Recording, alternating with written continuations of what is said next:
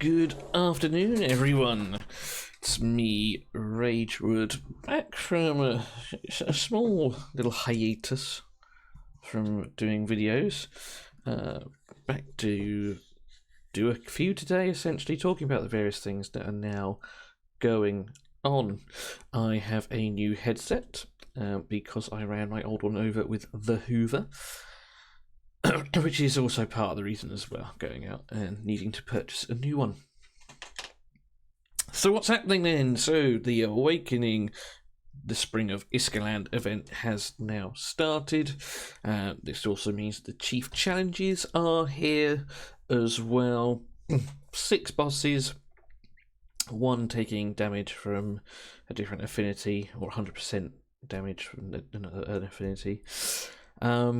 And we're going to I'm going to do another video on one of my teams that I've got left to do. We'll talk about just some of the events going on in sort of this period, as it were, and sort of how to sort of best conquer it, as it were. So, the hero is Aladiah, okay? Now, I see her as almost like a budget Philosia, in a way. I don't necessarily think she'll be as strong, perhaps, but she's still going to be a solid pick. So I'll just take a quick look at her kit. So when an ally with a shield takes damage, there's a 20% chance of inflicting a attack penalty for 10 seconds, and grants a shield to all allies as the battle starts. So this is great. This is going to be great for things like Greater Venom level 9, for example. You get the shield straight away, and a possibility of keeping attack down when you get hit. So it's going to be great for sort of progressive PvE. I also think it might be alright in PvP, but I think it'll have a bigger impact for, say, account progression. Her A2 deals cold damage to enemy and removes their shield. Great, for things like Grave of Curse, for example. It's going to be great for that. The Ice Elemental Dungeon as well. It's going to be awesome for that too. And if you're targeting a non-elite enemy, you'll steal their shield instead. So I think that part is also going to be for PvP against these Garrius staffs and things like that. So another, say, good first ability. And then the ultimate deals cold damage to all enemies with a 50% chance of inflicting frozen on them. And that's just good. It's good CC. She then grants a shield and control immunity to allies for 10 seconds. Now, this very much says to me PvP. So I think as a result of that, she's just a good all-round unit, and definitely one that we're going to be wanting to get hold of. Now, like a lot of sort of healers and supports, the shield and heal side of things is based off of enlightenment, as well as the target's max HP, damage based on attack. So there we are. That is Aladiah, and so definitely a bit like Ardreth in Season 2, I do think she's kind of a must-get. So, how do we get her? Well, we need to get 200 of these ice ores, okay? Now you can see that I've already got a few of them. I've got 50. So where do we get them from? As you can see, we get 90 from doing various dungeon events. Now I'm going to show you what one looks like here, this Snowstorm dungeon. I have already completed it today. There was one for Grave of Venom previously. They last for 3 days. Essentially, yeah, just going to run Grave of Curse in this instance, and we'll get some rewards. We get some nice rewards as well. We get 2 pieces of mythic gear drops, get some bread, and as you can see here, these ice ores. So you do get 15 in total. My head is just covering the other one up, but this one here is 10, and you get 5 here. So another purple bread. So that's one way to get them. Now there's going to be one of these, I believe, for every dungeon in the game. So Venom, Curse, Rot, Ancient Battlefield, Heretical Ruins, and that's only 75. What have I missed? What's the other dungeon? Venom, Curse, Rot, Heretical Ruins, Ancient Battlefield. So maybe the last one's then probably going to be through the Goblin Lair or the Domain Dungeons, probably. So that's going to be 90. You can get some from summons. Now, depending on how well you do in some of these events, depends on how many summons you're going to need to do. I'm only going to try and do 5. So you get 10 for the first 5. 20 summons, you get another 10. 40 summons, you get 20. And then 60, you get 20. I imagine most people are going to be somewhere in this 20 to 40 range. Okay, so hopefully you've sort of saved up for this. So for me, just because of the damage and such that I plan on doing, I'm hoping to only have to do 5 summons here. So these 10 just there. And then the last way to get them is the continental challenges. So these are your chief challenges, your bosses, your damage affinity, okay? You can get 90 there, okay? So in total, there is 240 up for grabs here. That's assuming you get 90 and 90, so, and if you were to do all your summons as well. So 240 up for grabs, and we need 200 to get Aladiah, okay?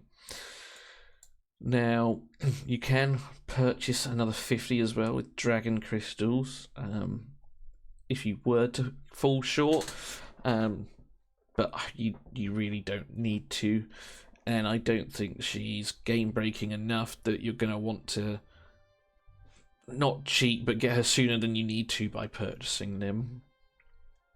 So 240 available, 200 is what's required to summon her, okay?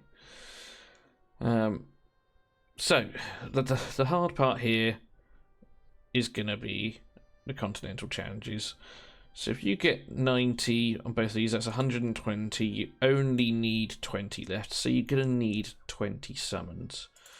But what this doesn't take into account is your placement on the bosses.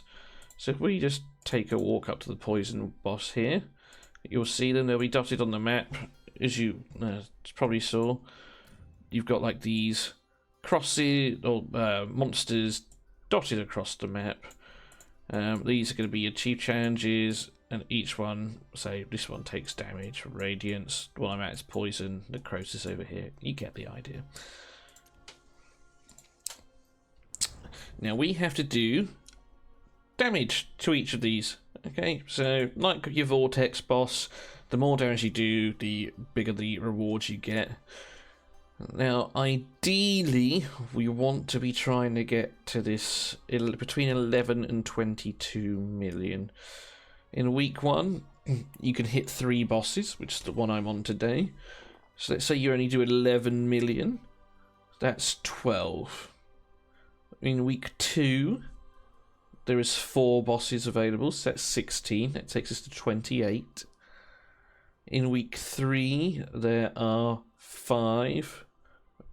So that's 48, and in week 6 there is not week 6. In week 4 there is 6, which is another 24. So you can get 72 if you do at least 11 million. So if we take that 72, we add it onto the 90. That's 162, which means you need 40 from here, which means you're going to have to do 40 summons. So ideally you want to try and get 5. So it'd be 30 in the last week, 25 in the first week, which gives you, I don't know why I'm counting. Essentially, if you can do 22 million each week on each boss, you'll get to the 90 required down here.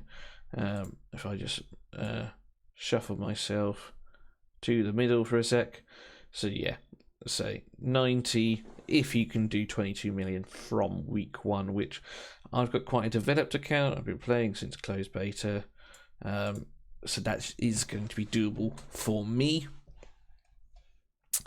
But you'll notice that even if I only do these 5 summons and I get the 90 on the others, That's only 190. So where am I getting the last 10? Well, the last 10 is coming from the point rankings, okay? So depending on how much damage you do, you'll be placed on a scoreboard like so. Now, you can see a lot of people scoring quite high at the moment. This guy is in my alliance and did ridiculous numbers. So your reward preview. So this is where I'm going to make up my last 10, okay? Now, for me, I'm hoping to land 6 to 20. I don't think it's going to happen. I think I'm going to fall to this 21 to 40, which is fine, because ultimately, out of these 4 weeks, I only need 10. So as long as I finish 100 to 250, I'm going to get 3. 4 times 3 is 12, and that's my last 10. And there we are, guys. That is the event in a nutshell. Now, I am at the end of week 1 now, and this is where we're going to see this leaderboard change quite a lot. You don't want to be saving your boss damages the day that it starts, okay? Because you're going to get better gear as you play the game. You're going to get a better psyche core, etc, etc. So always try and do it on the last day. Now, if you know you're going to be busy, and you're not going to get a chance, and of course, don't miss out. Do it when you can do it, but try and leave it as late as possible for 2 reasons. As I said, because your gear and account will improve anyway as you play, but also you can have a look and see, okay, where am I going to have to score to get where I need to be, as it were. So for me, 100 to 250, I'm already at now. Ooh, disconnected from the server. Ooh, that's interesting. But yes, as you already saw there, guys, just gonna mute the game for a sec. As you already saw there, I was at 190 and I still had 1 boss left to fight. We'll just hop back in. We're going to leave that in there. We're not going to cut that out. That can stay. Yes, challenge record. That's not what we wanted. Point rankings. So yeah, I'm at 190 and I've still got 1 boss left to fight. Now, I myself am on 36,000. Again, I'll just remove myself over. So as you can see, 190, 36,300.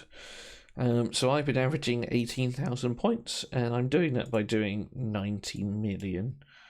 So as you can see, I did not listen to my own advice, and I started saving these because I knew I was going to be quite busy today.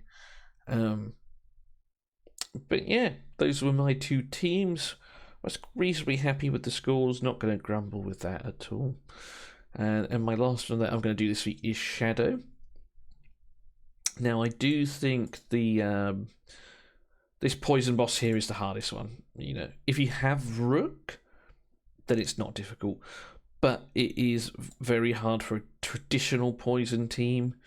It is doable without Rook. And in my testing, I managed to get a team with just over 22 million using Whisk and Dargo. So it is possible, but for me, this is going to be the last one. For me, I'm not going to touch this until week 4. Ice, or the one that takes increased damage to ice. Just going to put the music back on in the back. The one that takes increased damage from ice is definitely the easiest for most people. Ice Blast is king in that one. Shadow is reasonably easy. Or Necrosis, as it were, is reasonably easy to do if you do your team right. I'll myself be putting a video out. I'm sure a lot of other content creators will do something similar as well, so do check those out. And then Lightning was the one I chose, but Fire is also, I think, reasonably straightforward. Ancient Battlefield, or the one that is the Radiance damage boss, is essentially Ancient Battlefield. I'm going to leave that for week 3, and then Poison being the last one. So there we are, guys. Thank you for taking the time to watch this. It really does help my little channel grow, alright? I hope you guys take it easy, look after yourselves, and remember to work hard, but play harder. I'll see you soon.